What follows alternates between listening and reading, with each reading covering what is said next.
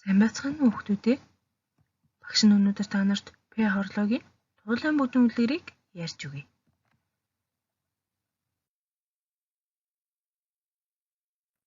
Чонын бэлтэг туулайн бүжин мөрийн зүлцэг 3 нэг дор амьдардаг байжээ.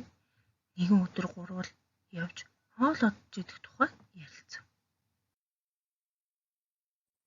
За чи яаж хоол олж идэх гэж бодож байна?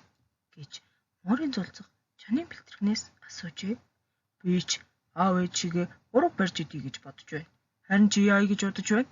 Гэж бэлтэрэг хариу асуув. Хай зүйтэй, чамайг хураг бариад ирвэл би ч бас айлын хоолны махнаас нэг хэсгийг хулгай хийгээд ирж чадна шүү. Гэж мөрийн зүлцэг хариу хэлв. За тэгвэл хоёр тишээ явъя. Юу ч болсон бай туулайн бүжингээс асууя. Гэж бэлтэрэг зүлцэг хоёр хоорондоо тохироод бүжин дээр ирэв.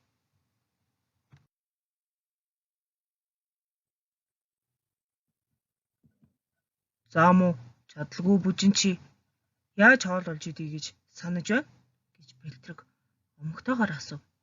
Туулайн бүжин хойд хоёр хөл дээрээ сууж дэлтэн чихээ дэлбэлцүүлэн байж хэлв. Би ч өөрийн чадлаар өвсний өндөс сухаж модны холдос мэрж идэх гэж бодож байна. Гэхэд бэлтэрэг бүр дургүй хүрсэн бололтой хялааж байв.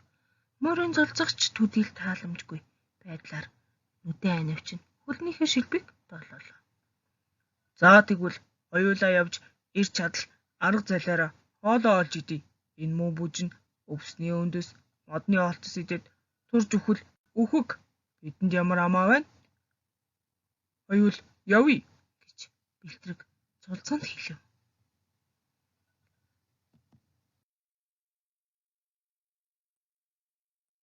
Бүжин тэр хоёрыг их л шоосон байдалтайгаар нэмсэлж та хоёр ч их залтай, чадалтай, мэгтэй амт юм.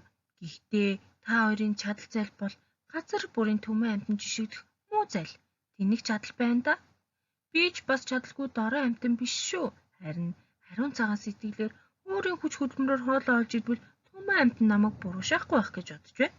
Гэв. Бэлтэрэгний уур нь бүр хүрсэн бололтой сэрвээний өвсөнд босож эм муутай жавжин татуулзаж уурсан. Хөөе, энэ бүжингийн хэлж байгаагүй л өөрийгөө бас чадалтай, залтай амтан гинэ. Тэгээд бас бид хоёрыг төмөн амтанд жишигдэн гин шүү. Өөрөө ёстой чадал тамиргуудээ жишигдэндээ гэхэд мөрийн зүлцэг алгуурхнаар ившээлгэн саяхан уургасан хідэн урт хэлгсэн сахлаа өмсөн өмгсөн хөлөөрөө арчиж энэ муу бүжин өөрийн арга чадалгүй болохоор бид хоёрт атгархаж байхгүй юу да?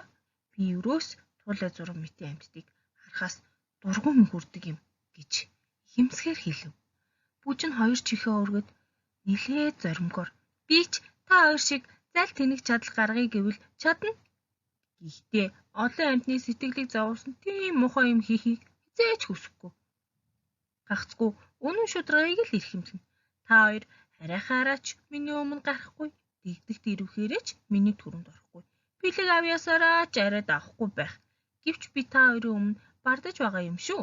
Өөртөө байгаа хүч чадалтаа өөрөө итгэж байгаагаа хэлж байна. Мэдвүү? Гэв бэлтэрэг. За явъя. Энэ муу үгийг сонсноос хоол олж идэх газар эртгээ очсон дээр явъя гэж мөрийн зүлцгэнд хэлтэл тэр нь урдгаасаа нилээд зөөлөрсөн шинжтэй нэг нүдэ анж сахлаа хөдлөн үгч хэлсэнгүй дуугүй хэвдэв.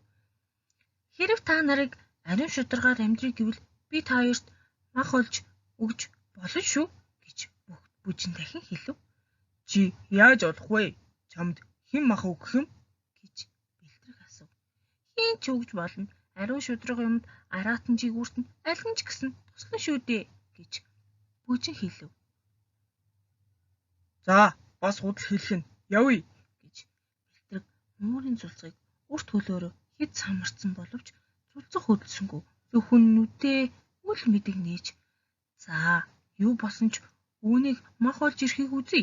Хэрэв мах олж ирэхгүй бол бид хоёр чамайг яах вэ? Бид хоёрын ирэх үздэй гэхэд бэлтэрэг өгтөж аваад мах олж ирэхгүй юм бол бид хоёр чамайг барьж аваад хувааж залгин шүү гэв. За тэгээрээ би мах олоод ирье гэж бүжин хэлтэл чонын бэлтэрэг. Өө дими зулцгаа. Наад муу чинь хуурч байна. Хоёулаа явъя гэж дахин самартахад муурын зулцаг дуртай дургүй босож сүнэ. Ингээд хоёулаа нилээд холдоод бэлтрэг зулцагнаас асуусан нь "Би ч гүйцэхгүй бараагийг харахгүй гэв." Ингээд нэг нь ураг барихаар нөгөө нь мах хулгай хийхээр хоёр тийшээ явлаа.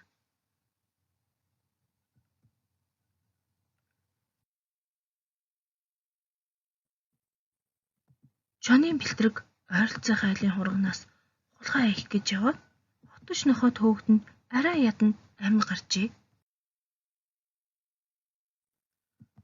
Муурын зулцаг нэг айлын илүү гэрт орж хатаасан борцноос нэг хэсгийг нь авах гэж яваад авханд орж айлын авгаа орж зохиж алахад хүрэхэд нь бүжин очиж арга учрыг хэлж авран гарчээ.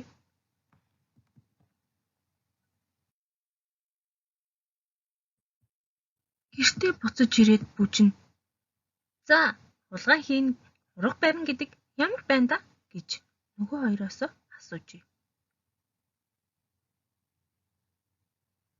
Бүжин минь айхавтар байна. Бид хоёр ч одоо хаширлаа. Хулгай хийж ураг барахаа болий. Чи бид хоёрт мах олж өг гэж зэрэг үйлдэн гуйжээ. "За тэгье. Би мах олоод ирье. Та хоёр эндээ хүлээж агаарай" гэж бүжин хэлээд бэлтрэг зулцаг хоёрын уруулсан зодуулсан шархыг модны үндсээр эмнэж өгөв. Тэгээд хойд хоёр хөл дээрээ босож алсын бараагныг хараад дэлдэн чихээ дэлбэлзүүлэн дэрсэн дундуур дэвхэн дэгдэн явлаа.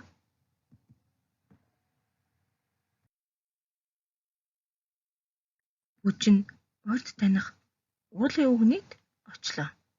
Уулын өвгөн алсаас бүжингийн барааг харж туулай тонгос, туулайн бүкс, онгос, хоёр чихэн дэлгэс, хоёр нүд нь бүлтгэс гэж угтан авав.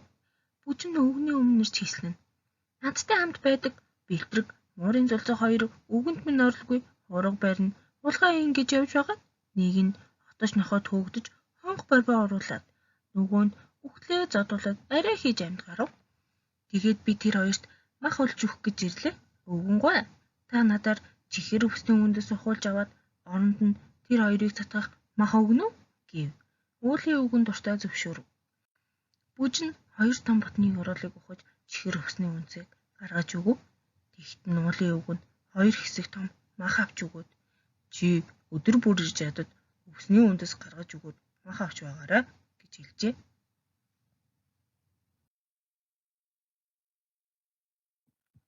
Бүжин тэр махыг авчирч бэлтрэг зулцаг хоёрт өгчээ. Үүнээс хойш бүжин өдөр бүр уулын өвгөнд очиж чихэр өвсний үнцийг ухаж өгөөд мах авчирч өнөө хоёроо тэжээдэг болов. Нэг өдөр бүжинг ажилдаа явсан хойгуур бэлтрэг гидсэн цартгалан боловч сэтгэл нь ховдог хэвээр байсан учраас муурын зулцагт "Зулцгаа, хоёулаа явъя. Ураг барьж идье. Мах хулгай хий" гэв. "Үгүй, би хаширсан. Бүжингийн үгнээс гарахгүй бай" гэж муурын зулцаг хариулав. "Чи байг. Би явж ураг барьж иднэ" гэд бэлтрэг ураг барихаар гарчээ.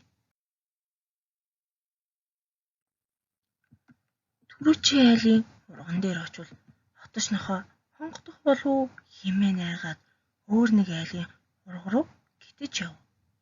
Гэтэл санаа мот явн хатан гихчээр анчин тааралтад бэлтрэгийг буудаж орхижээ.